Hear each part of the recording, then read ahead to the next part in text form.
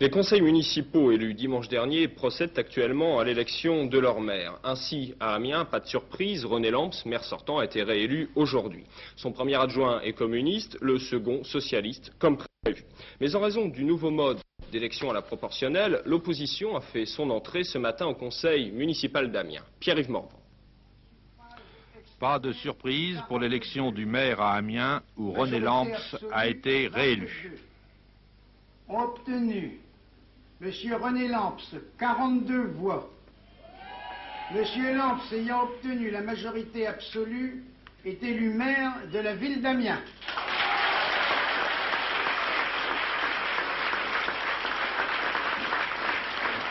La liste d'Union de la gauche était d'accord. Le premier adjoint serait communiste, François Cosserat. M. Cosserat ayant obtenu la majorité absolue est élu premier adjoint au maire.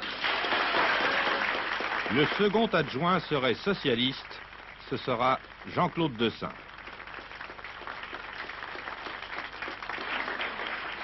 M. Dessin ayant obtenu la majorité absolue est élu deuxième adjoint au maire. M. Dessin, acceptez-vous ces fonctions? Je proclame donc en conséquence M. Dessin deuxième adjoint au maire. J'invite à recevoir son écharpe, qui est là. Pour les 11 autres adjoints, le scrutin se déroulait sans histoire. Les candidats communistes ont bénéficié des 42 voix de gauche, 3 PSU, 2 MRG, 19 PC, 18 socialistes. À noter que les candidats socialistes se sont vus crédités d'une 43e voix, venant donc du groupe d'opposition.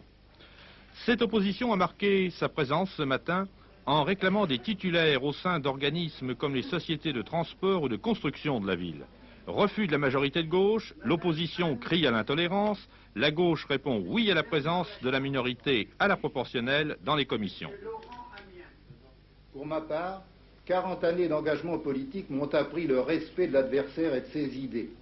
Ces idées ne seront jamais les miennes, comme elles ne seront jamais celles des élus de l'Union de la gauche qui m'entourent. J'émettrai cependant le souhait qu'au-delà de nos divergences, au-delà de ce qui nous sépare, seul l'intérêt d'Amiens et des Amiénois guide notre travail quotidien au sein de cette Assemblée. J'émettrai le souhait que chacun d'entre nous œuvre sans arrière-pensée pour le bien de la collectivité. C'est là mon vœu le plus cher pour les 6 années à venir. Sauf 2 de ses représentants, la minorité de droite quittera la salle avant la fin de cette première séance. Est-ce un présage pour l'avenir ?